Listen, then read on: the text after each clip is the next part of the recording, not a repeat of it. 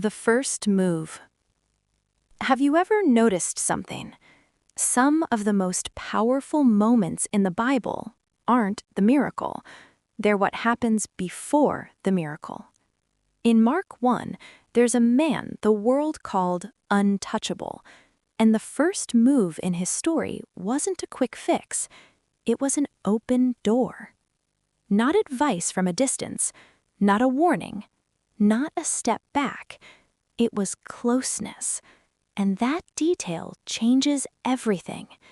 Because for some people, the wound isn't only what they're carrying, it's what it costs them to be near, to be seen, to belong. So when Jesus moves toward the outside person, he's not only doing something powerful, he's doing something personal. Let's slow down and name what's happening here, because this is more than a feel-good healing story. In Israel, leprosy wasn't only physical suffering, it carried a purity status. It meant you could be declared unclean, not necessarily because you sinned, but because your condition placed you outside certain boundaries. And those boundaries were serious. Unclean didn't just mean sick, it meant separated. Separated from normal life, separated from worship, separated from shared meals, separated from touch, from closeness, from being included. It meant you lived with a label that followed you everywhere. You weren't just fighting a condition, you were carrying a sentence. And there's something important here. The Bible is honest about the reality of boundaries, but it also shows us what God is like when someone is on the outside. So when this man comes toward Jesus, he's not only asking for better skin, he's asking for his life back. He's asking to come home. Here's the scene. A man comes to Jesus and says, "If you're willing, you can make me clean." That sentence matters. He doesn't question Jesus' power. He says, "You can," but he's unsure about Jesus' willingness. He's basically saying, "I know you're able, but will you come close to someone like me?" And Jesus is moved with compassion. Then the text says he stretches out his hand and touches him and says, "I am willing, be cleansed." And immediately he is. Now this is where it gets deep. In that world, people believed uncleanness could spread through contact, meaning if a clean person touched an unclean person, the clean person could become unclean. So the crowd would expect Jesus to protect his purity, to keep distance, to preserve reputation, to stay safe. But what happens is a reversal. The direction of contagion changes. Instead of uncleanness spreading to Jesus, cleanness spreads to the man. That's not only compassion, that's revelation. That's a picture of who Jesus is. His holiness isn't fragile. His purity isn't defensive. His compassion isn't cautious. He doesn't stand at a safe distance and shout, "Healing." He comes close, because his holiness is powerful enough to restore, not just protect. And notice what Jesus does first. He doesn't begin with a lecture. He doesn't begin with a checklist. He doesn't begin with a warning. He begins with presence. He begins with touch. And that tells us something. Jesus doesn't treat the outside person like a risk. He treats them like a person. And notice the wording. The man asks to be made clean. Jesus says, "Be cleansed." This is not only healing, it's restoration, it's re-entry, it's being brought back from outside. Then Jesus says something easy to miss. "Go, show yourself to the priest, offer what Moses commanded." Why? Because in Leviticus 13 and 14, the priest didn't heal you.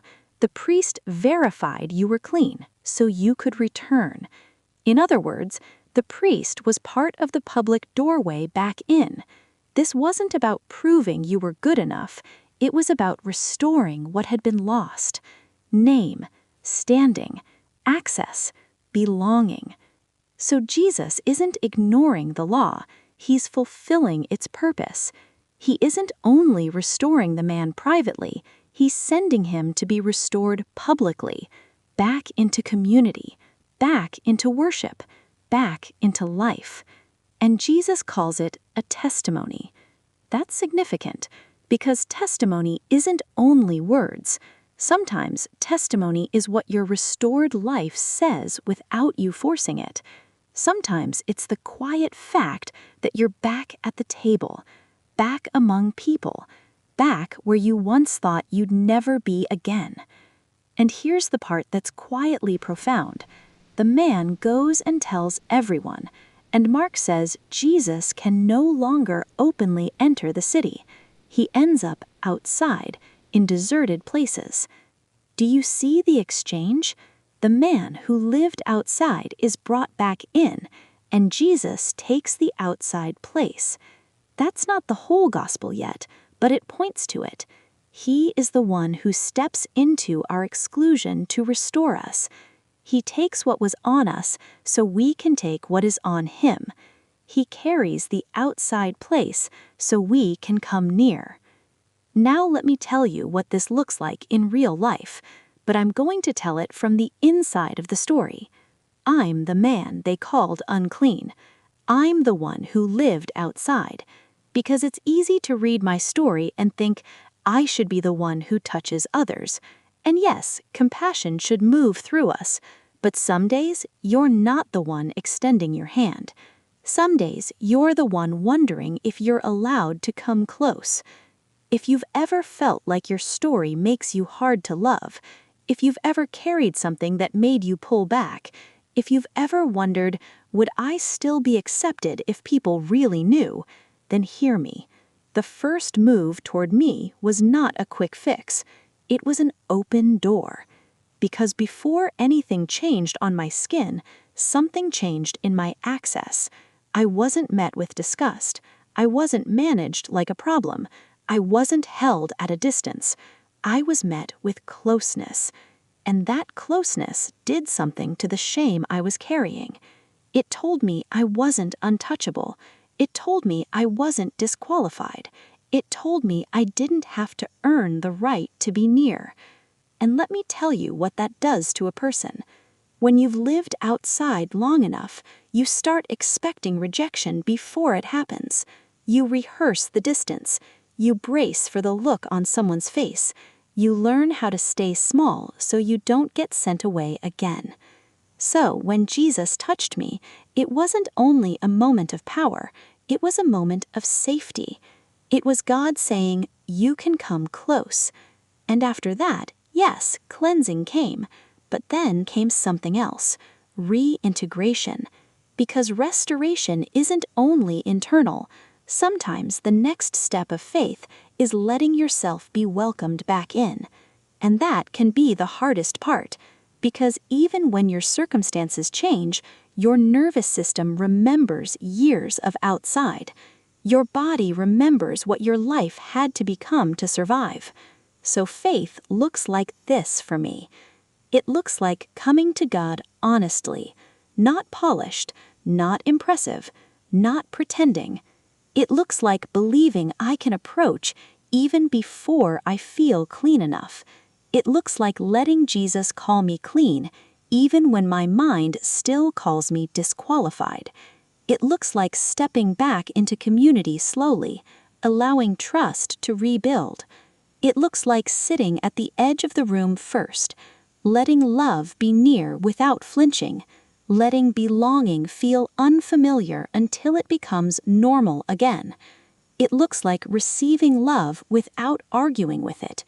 And eventually, it looks like becoming a person who opens doors for others, not from superiority, from gratitude. Because when you've lived outside, you notice outsiders. You don't rush them. You don't label them. You don't demand quick change.